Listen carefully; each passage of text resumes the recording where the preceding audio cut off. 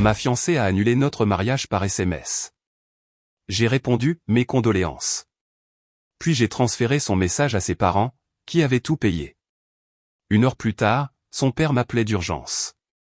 Moi, 32 ans, je suis, ou plutôt j'étais, fiancé à Jessica, 30 ans. Notre mariage était prévu dans 2 semaines, le 18 octobre. Le lieu était réservé, un magnifique bâtiment historique qui a coûté une petite fortune. Le traiteur était confirmé, les fleurs commandées.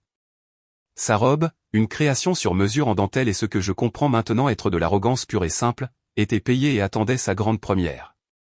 Et les financiers de cette grande production, ses parents, Richard et Suzanne Vance. Richard, en particulier, était immensément fier de l'événement, le traitant moins comme un mariage que comme une fusion d'entreprise où il acquérait un gendre qu'il jugeait stable. Ce matin, à 9h17, alors que j'essayais de me concentrer sur un tableur, mon téléphone a vibré. C'était un SMS de Jessica, « Salut, je ne peux pas faire ça. Je ne suis pas en état de me marier en ce moment. Mon cœur n'y est pas et je dois suivre ma vérité. Je suis vraiment désolé. » J'ai lu le message 1 fois, puis 2. Une vague de nausée m'a envahi et les chiffres sur mon écran se sont brouillés en gribouillis insensés. Pendant 1 minute entière, je suis resté assis là, la main tremblant légèrement en tenant le téléphone. J'avais l'impression que le sol s'était dérobé sous mes pieds. 4 ans, 1 an de fiançailles, d'innombrables heures de planification abrutissante, tous anéantis par un SMS de 33 mots. Puis le choc initial s'est estompé et autre chose a pris sa place. Ce n'était pas de la douleur, pas encore. C'était une étrange clarté froide. C'est le sentiment que l'on a quand on résout enfin une énigme complexe et que l'on voit toute l'horrible image.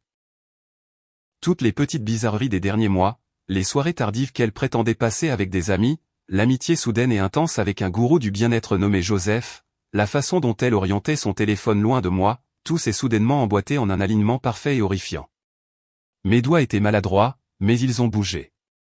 J'ai pensé à taper 1000 choses, un torrent de colère et de questions, mais à quoi bon? Elle ne m'avait pas accordé le respect d'une conversation, je n'allais pas lui donner la satisfaction d'une crise de nerfs. Une lueur d'humour noir et morbide m'a frappé. J'ai tapé 2 mots en réponse. Moi, mes condoléances. Ça semblait juste. C'était pour la mort de notre relation, pour la personne que je pensais qu'elle était, pour l'avenir qui venait d'être exécuté. Puis, avec un sang-froid qui m'a surpris, j'ai fait une capture d'écran de son SMS. J'ai ouvert mes emails, joint l'image et l'ai envoyée à Richard et Suzanne Vance. L'objet était simple, concernant le mariage. Je n'ai ajouté aucun commentaire. Le message parlait de lui-même. J'ai mis mon téléphone en silencieux et l'ai fourré dans le tiroir de mon bureau. Je ne pouvais pas le regarder. J'ai passé l'heure suivante à faire semblant de travailler, l'esprit vide, un néant rugissant. Le chaos allait arriver, mais j'avais simplement redirigé la tempête vers sa source. Quand j'ai finalement sorti mon téléphone 1 heure plus tard, c'était un champ de bataille. 12 appels manqués de Jessica, 7 de Suzanne, et un, le plus récent, de Richard. Sa photo de contact, une photo de lui sur son bateau, l'air suffisant, me fixait. La notification disait simplement « Richard Vance demande un appel urgent ». J'ai pris une profonde inspiration, l'ai expiré lentement, et j'ai su que je devais attendre. Je ne pouvais pas prendre cet appel dans mon bureau. J'avais besoin d'être sur mon propre terrain avant d'affronter l'homme qui se souciait plus de ses acomptes que de ma dignité. Mise à jour 3 jours plus tard. Merci pour les commentaires et les messages privés. Ça me confirme que je ne suis pas fou. Beaucoup d'entre vous ont posé des questions sur l'appel avec Richard.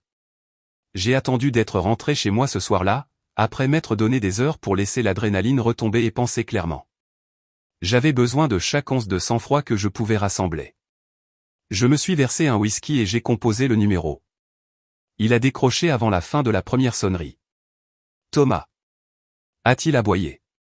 Ce n'était pas une salutation, c'était une accusation. Richard, ai-je répondu, la voix calme. J'ai reçu ton email. C'est quoi ce bordel? C'est une sorte de blague? J'aimerais que ce le soit, ai-je dit calmement.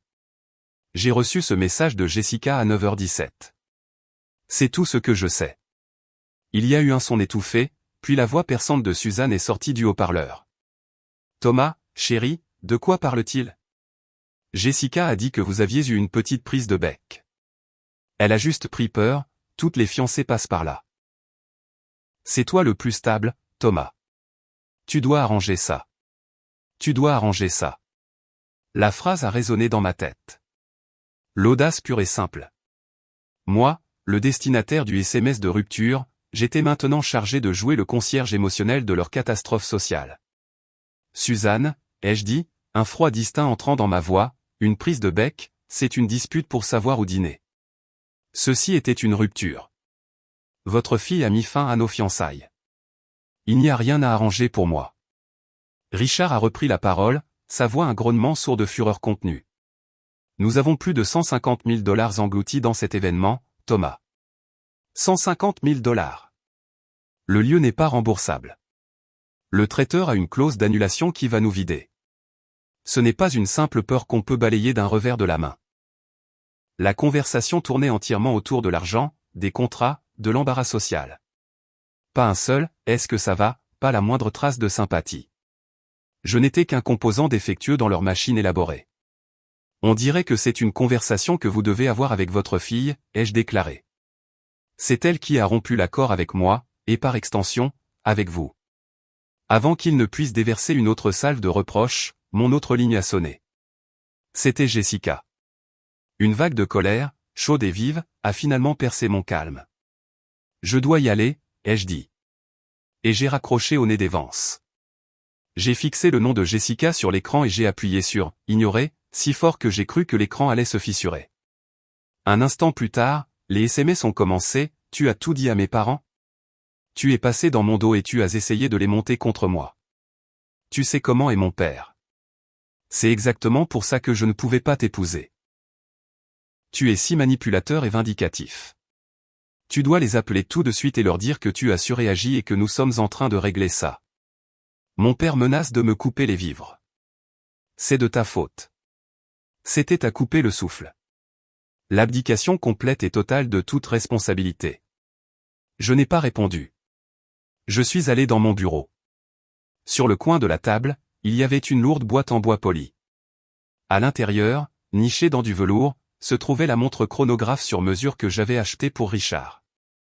C'était une pièce magnifique, subtilement gravée au dos, « Richard, merci de m'accueillir dans la famille. Thomas, 18 octobre 2025. La date du mariage. Notre date de mariage. » J'ai fermé la boîte. J'ai ressenti le premier véritable pincement de chagrin.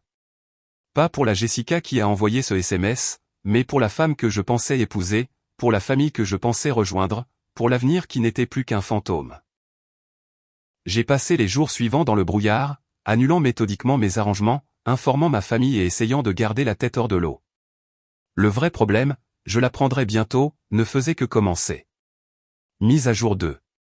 La semaine passée a été une leçon d'audace. Les Vance, n'ayant pas réussi à me culpabiliser pour réparer leurs problèmes, sont passés à la récupération d'actifs. J'ai reçu un email de Suzanne déclarant que, puisque le mariage était annulé, j'étais moralement et légalement obligé de rendre la bague de fiançailles de Jessica. Elle a aimablement suggéré que cela pourrait aider à compenser une partie des pertes catastrophiques qu'il subissait. Il voulait que je rende la bague à 22 000 $ que j'avais payé pour qu'il puisse la mettre au clou. J'ai répondu avec un lien vers les lois de notre État sur les dons conditionnels et un simple message, la bague est ma propriété. Considérez l'affaire comme close. Bien sûr, ils ne l'ont pas fait. Jessica a commencé une campagne de dénigrement. J'ai commencé à recevoir des appels hésitants d'amis communs. L'histoire qu'elle racontait était que j'étais devenu possessif et distant émotionnellement, que je l'étouffais. Joseph, le gourou, était maintenant l'ami héroïque qui l'avait aidé à trouver la force de partir. Je voulais hurler. Au lieu de ça, j'ai consulté un avocat. Pas pour un procès, mais pour une stratégie. J'ai expliqué toute la situation, le SMS, l'argent, le bail de notre appartement, qui est principalement à son nom, et la campagne de dénigrement. Ses conseils étaient sombres mais stimulants. Vous êtes en guerre, a-t-il dit. Le but n'est pas de gagner, c'est de vous extraire avec le moins de dégâts possible. Documentez tout, ne communiquez que par écrit et protégez vos biens. Armé de cela, j'ai réglé le problème des amis dans une discussion de groupe pour un événement de mariage maintenant annulé. J'ai posté un message simple, « Salut tout le monde. Je suis sûr que vous avez entendu que le mariage est annulé. » Juste pour être clair, Jessica a mis fin à nos fiançailles la semaine dernière. C'est une période difficile et je me concentre sur la logistique de la séparation de nos vies. Je lui souhaite le meilleur. C'était neutre, mais factuel. Ça rétablissait les faits sans être dramatique. Les messages privés que j'ai reçus par la suite ont confirmé que c'était la bonne décision. Les histoires d'Evans et de Jessica commençaient déjà à se contredire. Le vrai test est arrivé ce matin. Ma sonnette a retenti. C'était Jessica et Joseph. Il était exactement comme je me l'étais imaginé, bronzé, des dents parfaites et le regard vide de quelqu'un qui utilise le mot « synergie » sans ironie. « Je dois prendre mes affaires », a-t-elle dit, sans me regarder. Je me suis écarté. Jessica est entrée et a commencé à pointer du doigt notre vie commune, la télé, la machine à expresso, le canapé en cuir. Pour chaque objet, elle disait « J'ai aidé à choisir ça » ou « Ma mère nous a donné de l'argent pour ça ». Je suis resté là, les bras croisés. J'ai payé la télé.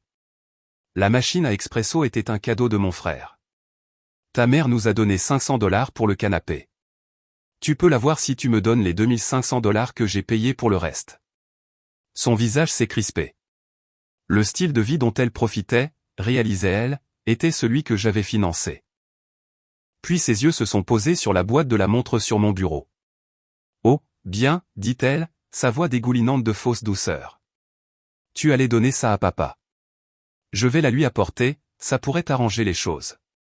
Elle a tendu la main pour la prendre. J'ai été plus rapide, ma main couvrant la boîte. Non. Le mot est resté en suspens dans l'air. Comment ça, non? S'est-elle moquée. J'ai acheté ça pour mon beau-père. J'ai acheté ça pour mon beau-père, ai-je dit, la voix basse et dure. Je n'en ai plus. Tu t'en es assuré. La condition du cadeau n'a pas été remplie. Joseph s'est avancé en bombant le torse. Et, mec, ne sois pas un crétin. C'est une montre. Je me suis tourné vers lui. Tu as raison. C'en est une. Et c'est la mienne. Jessica, prends tes vêtements et tes effets personnels. Rien d'autre. Tu as 1 heure. Le choc sur son visage était profond. Elle avait confondu ma patience avec de la faiblesse. Ils ont pris quelques cartons et sont partis. Mais le plus grand combat était encore à venir. Et il concernait la seule chose qu'elle ne pouvait pas emballer dans un carton, le bail de l'appartement. Mise à jour 3. La suite de leur visite a été tendue. Je savais que je devais la faire retirer du bail. Suivant les conseils de mon avocat, j'ai envoyé un avis formel par courrier recommandé et par email. Il stipulait qu'elle avait 30 jours pour coordonner le retrait de ses affaires restantes et signer les documents de transfert de bail. C'était une procédure standard et légalement solide. Je m'attendais à un combat. Je ne m'attendais pas à une coupure de courant. Une semaine après avoir envoyé la lettre, mon appartement est devenu sombre. Mon internet est mort. J'ai vérifié le site web de la compagnie d'électricité. Le compte, au nom de Jessica Vance, était en retard de paiement et avait été résilié. Dans sa sortie dramatique, elle avait oublié de payer les factures qui étaient uniquement à son nom. J'ai ressenti une montée de fureur, suivie d'un sombre sentiment de satisfaction. C'était une conséquence de ses propres actes. Le lendemain, j'ai appelé la compagnie d'électricité pour créer un nouveau compte. L'agent m'a informé que, comme il y avait un solde impayé lié au logement, je devais soit le régler pour obtenir le service immédiatement, soit passer par un long processus pour prouver ma nouvelle occupation, ce qui pourrait prendre des semaines. J'étais piégé. J'avais besoin de travailler. En maudissant, j'ai payé les $480 qu'elle devait. J'ai payé sa dette pour garder mes lumières allumées. J'ai envoyé une capture d'écran du reçu à elle et à Suzanne avec pour objet, facture finale, et je les ai immédiatement bloquées toutes les deux. La véritable confrontation a eu lieu vendredi dernier. Mon portier, Charles, m'a appelé. Thomas, Jessica est en bas. Elle dit qu'elle est résidente et exige l'accès à son appartement. Son badge ne fonctionne pas. Mon avocat m'avait dit de faire désactiver le badge après qu'elle ait reçu l'avis formel. Elle est avec quelqu'un? Ai-je demandé. Le type bronzé, a dit Charles. Il fait les 100 pas comme un crétin. D'accord, Charles. ne la laissez pas monter. Dites-lui qu'elle doit convenir d'un rendez-vous avec moi par écrit, conformément à l'avis légal. Si elle refuse de quitter le hall, veuillez appeler la police. J'ai raccroché, le cœur battant. C'était le moment. J'ai attrapé le dossier avec une copie du bail et le reçu du courrier recommandé et je suis descendu. La scène était pire que je ne l'imaginais. Jessica criait sur Charles. Joseph, comme on pouvait s'y attendre, filmait la scène avec son téléphone. Le voilà. A-t-elle hurlé. Dites-lui. Dites-lui qu'il ne peut pas m'enfermer dehors. Comme par un fait exprès, 2 policiers sont entrés. Jessica a immédiatement tourné son spectacle vers eux. Dieu merci. Il m'a expulsé illégalement, il a coupé mon électricité et il retient mes affaires en otage. Quand elle a eu fini, l'un des officiers, un homme à l'air fatigué qui en avait clairement vu d'autres, m'a regardé. Monsieur, que se passe-t-il? Je n'ai pas commencé par mes preuves. J'ai juste regardé Jessica. Jessica, tu es partie. Tu as abandonné l'appartement. Je t'ai envoyé un avis légal pour convenir d'un moment pour prendre tes affaires. Tu ne l'as pas fait. Au lieu de ça, tu te pointes et tu fais une scène. À l'officier, j'ai dit. C'est un litige civil. Elle est la titulaire principale du bail, mais elle a déménagé. Je lui ai donné un avis formel pour récupérer ses biens. Elle refuse de suivre la procédure. J'ai brandi le dossier. J'ai toute la documentation. L'officier a soupiré, sans même regarder mon dossier. Madame, est-il vrai que vous ne vivez plus ici? Eh bien, je suis chez un ami, il m'a forcé à partir, a-t-elle balbutié. D'accord, a dit l'officier, sa patience à bout. C'est une affaire civile. Nous ne nous impliquons pas dans les litiges de bail. Mais ce que vous faites en ce moment, c'est causer un trouble à l'ordre public. Vous devez quitter les lieux. Vous pouvez l'emmener au tribunal si vous le souhaitez, mais vous ne pouvez pas rester ici et crier sur les gens. Partez maintenant ou vous pourriez être verbalisé pour trouble à l'ordre public. La défaite sur son visage était absolue. Ce n'était pas une victoire nette pour moi, juste un déballage public et désordonné de notre drame. Mais c'était suffisant. Joseph avait arrêté de filmer. Ils ont tourné les talons et sont partis. En retournant à l'ascenseur, Charles m'a fait un signe de tête sympathique. Désolé, mec. Ce n'est pas ta faute, Charles, ai-je dit. Merci d'avoir géré ça. La bataille était terminée, mais pas la guerre. Elle devait encore récupérer ses affaires, et j'avais le sentiment que l'acte final allait être pathétique. Mise à jour finale. Ça fait un moment. Le compte à rebours de 30 jours a expiré. Le dernier jour, j'ai reçu un email laconique de la part d'un avocat qu'elle avait clairement réussi à engager en raclant les fonds de tiroir. Il fixait une heure pour qu'elle récupère ses effets personnels et incluait une copie signée du transfert de bail. Elle avait plié. Le jour du déménagement fut une affaire triste et silencieuse. Pas de Joseph, juste 2 déménageurs. Elle ne me regardait pas. Elle a juste traversé l'appartement en désignant les boîtes que j'avais soigneusement emballées, son visage un masque de ressentiment glacial. Le tout a pris moins d'1 heure. Alors que les déménageurs emportaient un horrible lampadaire qu'elle adorait, son cordon s'est accroché et la base en céramique s'est fissurée. Jessica a tressailli et un petit son presque inaudible s'est échappé de ses lèvres. C'était la seule émotion qu'elle a montrée. Et puis elle est partie. Le silence qui a suivi était le son le plus pur que j'ai jamais entendu. L'histoire ne se termine pas là, mais j'ai dû reconstituer le reste à partir de fragments.